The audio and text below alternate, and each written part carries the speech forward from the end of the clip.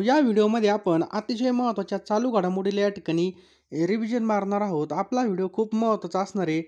आपल्या व्हिडिओचा पहिला प्रश्न आणि मित्रांनो, याची तुम्हाला फ्रीमध्ये PDF डाउनलोड करायची असेल तर डिस्क्रिप्शन बॉक्समध्ये जो काही आपला टेलिग्राम ग्रुप आहे मित्रांनो, तो नक्की जॉइन करा. SMB प्रिपरेशन या नावाने आपला टेलिग्राम चॅनल आहे. त्यावरती तुम्हाला याची PDF लगेच मी या ठिकाणी अपलोड करणार आहे. त्यामुळे त्या ठिकाणी जाऊन तुम्ही नक्कीच जॉइन करू शकता. आपल्या व्हिडिओचा पहिला प्रश्न बघा, IPLचं विजेतेपद पटकावणारा RCB हा कितवा संघ ठरला आहे? RCB हा कितवा संघ ठरला आहे? तर मित्रांनो, हा 8वा संघ ठरलेला आहे. पहा, अतिशय महत्त्वाचं बघा, खूप दिवसानंतर बघा या ठिकाणी RCBने ट्रॉफी जिंकलेली बघा.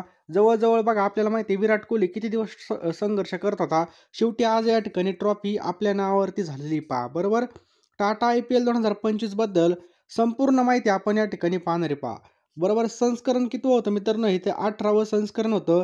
प्रायोजक कंपनी कोणती होती? टाटा होती. यामध्ये एकूण 10 संघ सहभागी झाले होते. सुरुवात कधी झाली होती? तर 22 मार्च 2025ला सुरुवात झाली होती आणि मित्रांनो फायनली 3 जून 2025ला फायनल झाली. पहा या ठिकाणी बघा विजेता राहिलेला आहे रॉयल चॅलेंजर्स बेंगलुरू म्हणजेच RCB संघ. बरोबर, त्याच प्रकारे जर या ठिकाणी पाहिलं उपविजेता, तर या ठिकाणी RCBचा कर्णधार कोण आहे? तर रजत पाटीदार हा कर्णधार आहे. उपविजेता मित्रांनो पंजाब किंग्स हरायला आहे आणि यामध्ये श्रेयस अय्यर कोण होता? कॅप्टन होता. ऑरेंज कॅप बघा 759 साई सुदर्शनने जिंकलेली. पहा गुजरात टायटनचा या ठिकाणी तो खेळाडू आहे. पर्पल कॅप बघा प्रसिद्ध कृष्णाने, हा सुद्धा गुजरात टायटनचा आहे, या ठिकाणी जिंकलेली. पहा त्याच प्रकारे मित्रांनो टाटा कर्व सुपर स्ट्रायकर कोणी जिंकलेलं आहे हे पद? तर बघा वैभव सूर्यवंशी राजस्थान रॉयलचा हा या ठिकाणी बघा खेळाडू आहे. त्याच्यानंतर हे बघा मोस्ट व्हॅल्युएबल प्लेयर कोण आहे? पहा सूर्यकुमार यादव मुंबई इंडियन्सचा आहे. पहा त्याच्यानंतर फेअर प्ले अवॉर्ड कोणी जिंकलेला आहे? तर चेन्नई सुपर किंग्स म्हणजे CSKने हा किताब जिंकलेला आहे. सर्वोच्च धावसंख्या 141 धावा अभिषेक शर्माने या ठिकाणी केलेल्या आहेत.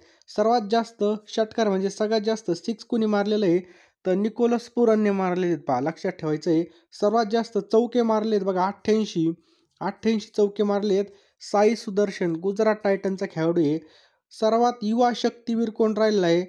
सर्वात युवा शक्तीवीर नाही तर वैभव सूर्यवंशी राहिलेला आहे. पहा सर्वात जलद शतक कोणाचं आहे? बघा 35 बॉलमध्ये तर वैभव सूर्यवंशीचंच आहे. पहा सर्वात जास्त डॉट बॉल कोणी टाकलेले आहेत? तर मोहम्मद सिराज, लक्षात ठेवायचे. पहा सर्वात पहिले हॅट्रिक कोणी घेतली? तर यजुवेंद्र चहलने घेतली. सर्वात पहिलं शतक कोणी मारलं? तर ईशान किशनने मारलं. पहिलं अर्धशतक अजिंक्य रहाणेने मारलं. पहिली मेड इन ओव्हर टाकली होती बघा जोफ्रा आर्चरने. सर्वात महाग खेळाडू कोण आहे? ऋषभ पंत बघा 27 करोड रुपयाचा या ठिकाणी बोली लागली होती. पहा सर्व अत्यंत आनंदाची बातमी या ठिकाणी घेऊन आलेलो आहे. पहा अतिशय महत्त्वाचे असणार आहे. आपण बघा सगळ्यांनी रेल्वे ग्रुप डीचे फॉर्म भरलेलेच आहेत. बघा भरलेले असल्यामुळे बघा आपल्यासाठी मोफत, एकदम मोफत या ठिकाणी ऑल इंडिया जे काही असणार आहे बघा रँकिंगनुसार टेस्ट आहे, ही एकदम मोफत टेस्ट आहे बघा. RRB ग्रुप डी साठी अतिशय महत्त्वाची असणार आहे बघा. वीकली लाईव्ह टेस्ट आहे RRB ग्रुप डी साठी. यामध्ये आपण संपूर्ण भारतामध्ये कितव्या रँकला आहेत हे आपल्याला समजणार आहे. आपण किती पाण्यामध्ये आहेत हे सुद्धा आपल्याला समजणार आहे. आपलं काम होऊ शकतं नाही हे सुद्धा आपल्याला यामध्ये समजणार आहे. संपूर्ण भारतामध्ये आपली रँक काही जर तपासून घ्यायची असेल तर आपल्यासाठी बघा free all India weekly live test ओलिओ बोर्डनी चालू केलेली बघा. डिस्क्रिप्शन बॉक्समध्ये लिंक दिलेली बघा. त्या लिंकवर जाऊन आपल्याला काय करायचं आहे? ही टेस्ट अटेंड करायची आहे. यामध्ये बघा संपूर्ण ऑल इंडिया रँकिंगची असणारी ही टेस्ट बघा आपण मराठी भाषा त्याच्यानंतर हिंदीमध्ये सगळ्या भाषेमध्ये देऊ शकतो बघा. मराठी आणि इंग्लिशचा सुद्धा ऑप्शन आहे आणि जबरदस्त टेस्ट असणार आहे बघा ग्रुप डी साठी. डिस्क्रिप्शन बॉक्समध्ये क्लिक केल्यानंतर काय करायचं बघा, काहीच अवघड काम नाही. डिस्क्रिप्शन बॉक्समध्ये आपण एक लिंक दिलेली. पहा त्या लिंकवर क्लिक केल्यानंतर आपल्याला अशा प्रकारचा इंटरफेस ओपन होईल. पहा ग्रुप डी बघा RRB ग्रुप डी या ठिकाणी फ्री टेस्ट असणार आहे. एकही रुपया आपल्याकडून या ठिकाणी चार्ज घेतला जाणार नाही. Free RRB group D live test 2025 या ठिकाणी पहा ऑल इंडियाची असणार आहे. आणि आपल्याला बघा डिस्क्रिप्शन बॉक्समध्ये क्लिक केल्यानंतर या गुगलवरती आपल्याला क्लिक करायचं. पहा गुगलवरती क्लिक केल्यानंतर आपल्यासमोर अशा प्रकारचा इंटरफेस ओपन होईल बघा. या ठिकाणी आपल्याला काय करायचं आहे? जॉईनवर क्लिक करायचं आहे. जॉईनवर क्लिक केल्यानंतर आपल्यासमोर पहा टेक टेस्टवर क्लिक करायचं आहे बघा. त्याच्यानंतर बघा या ठिकाणी जर बघा स्टार्ट टेस्टवर क्लिक करायचं बघा. यावर क्लिक केल्यानंतर आपल्यासमोर बघा अशा प्रकारे इंटरफेस ओपन होईल. त्यानंतर आपल्याला काय करायचं आहे? टेस्टवर क्लिक केल्यानंतर आपल्याला भाषा निवडायची बघा. खाली गेल्यानंतर बघा इंग्लिश मराठी आपल्याला चॉईस करायची आणि परत आपल्यासमोर अशा प्रकारची टेस्ट ओपन होईल आणि या ठिकाणी क्लिक केल्यानंतर डायरेक्ट आपली टेस्ट या ठिकाणी चालू होणार आणि वरती कोपऱ्यामध्ये आपल्याला इंग्लिशच्या जागेवर बघा मराठी चॉईस करायचं बघा. मराठी चॉईस केल्यानंतर आपल्यासमोर बघा अशा प्रकारे मराठी भाषेमध्ये संपूर्ण टेस्ट अवेलेबल आहे. फक्त आपल्याला काय करायचं या ठिकाणी डिस्क्रिप्शन बॉक्समध्ये क्लिक करायचं आणि गुगलवर क्लिक करून मेल आय डी सोबत साइन अप व्हायचं. लगेच आपल्याला युवा खेळाडू कोणी वैभव सूर्यवंशी या ठिकाणी 14 वर्ष त्याचं वय पहा. सर्वात वयस्कर खेळाडू जर पाहिलं तर आपल्या सर्वांचा फेवरेट MS धोनी बघा 43 वर्ष या ठिकाणी वय आहे.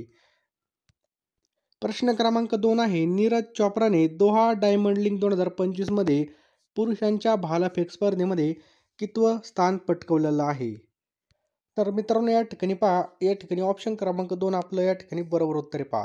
यामध्ये पहिल्या स्थानावर जुलियन बेबरने 91.06 मीटर या ठिकाणी सुवर्ण पदक जिंकलेलं आहे.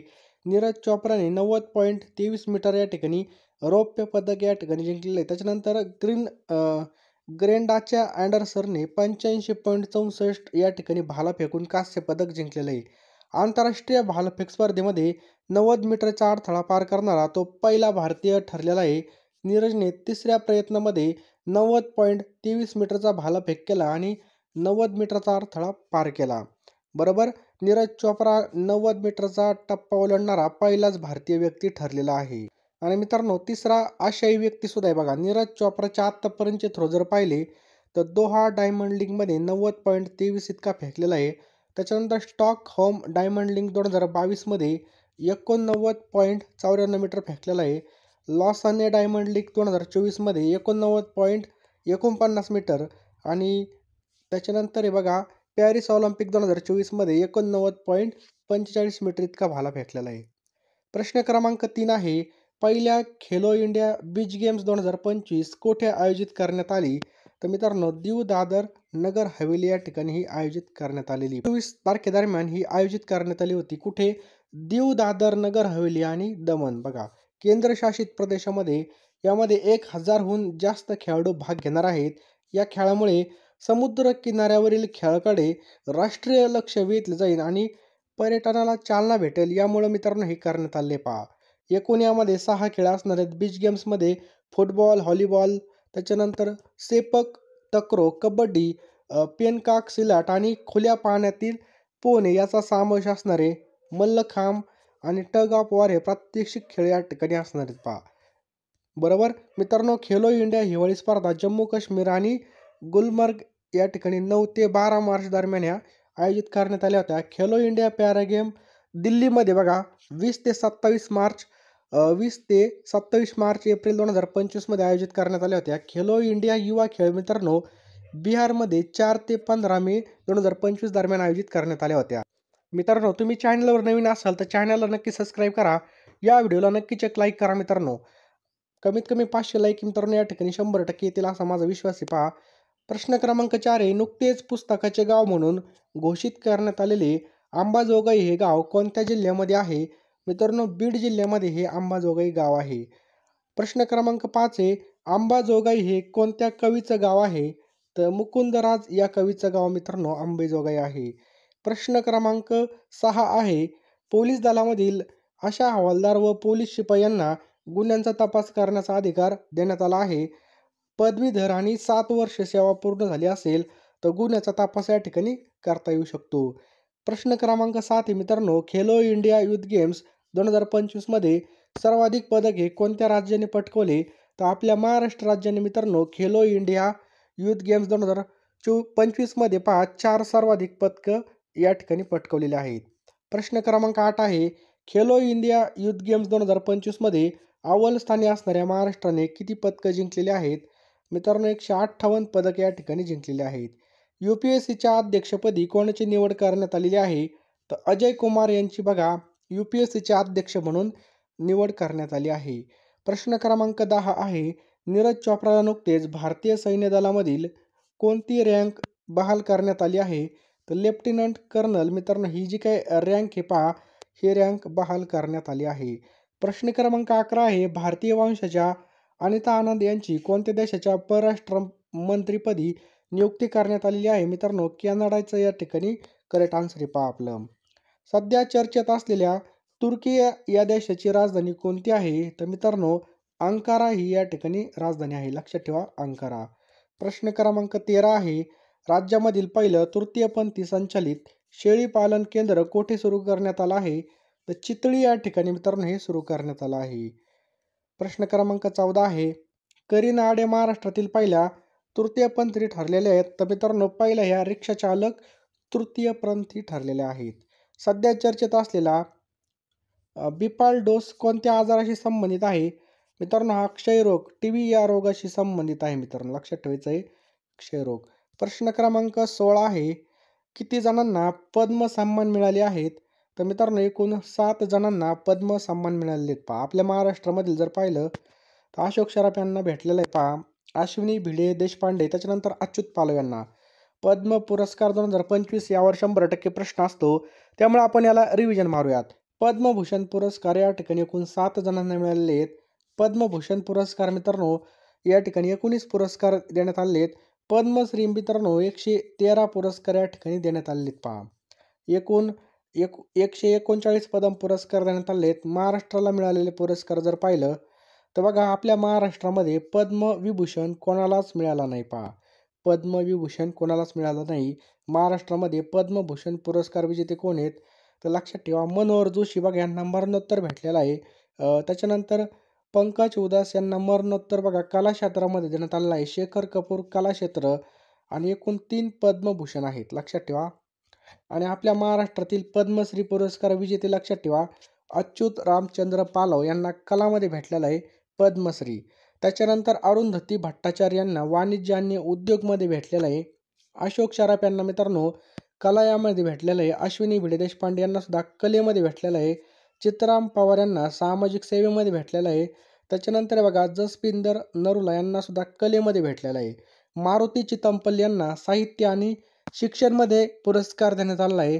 राणेंद्र भाऊ मजुमदार यांना कलेमध्ये भेटलेला आहे. मित्रांनो, सुभाष शर्मा यांना कृषी क्षेत्रामध्ये हा पुरस्कार मिळालेला आहे. वासुदेव कामत यांना कलेमध्ये पुरस्कार मिळालेला आहे. पहा, त्याच्यानंतर डॉक्टर विलास डांगरे यांना औषध क्षेत्रामध्ये भेटलेला आहे. एकूण 11 जणांना पद्मश्री मिळालेले आहेत. पहा, आणि महाराष्ट्रामध्ये 14 पद्म पुरस्कार मिळालेले आहेत. किती? 14. पद्मभूषण बघा 3 पुरस्कार आहेत आणि पद्मश्री एकूण 11 पुरस्कार आहेत. समजलं? आणि मित्रांनो, आता या प्रश्नाचं उत्तर कमेंट बॉक्समध्ये आपल्याला टाईप करायचं आहे. बरोबर, या प्रश्नाचं उत्तर तुम्हाला कमेंट बॉक्समध्ये टाईप करायचं आहे. पुढील वाक्याचा प्रकार ओळखा. रस्ता चुकला की दुप्पट चालावे लागते. याचं उत्तर नक्की तुम्ही कमेंट बॉक्समध्ये टाईप करा. आणि मित्रांनो, जी काय डिस्क्रिप्शन बॉक्समध्ये आपण लिंक दिलेली ओलिओ बोर्डची, त्यावर तुम्ही RRBचा फॉर्म भरलाच असेल तर नक्की जाऊन मॉक टेस्ट देऊन टाका.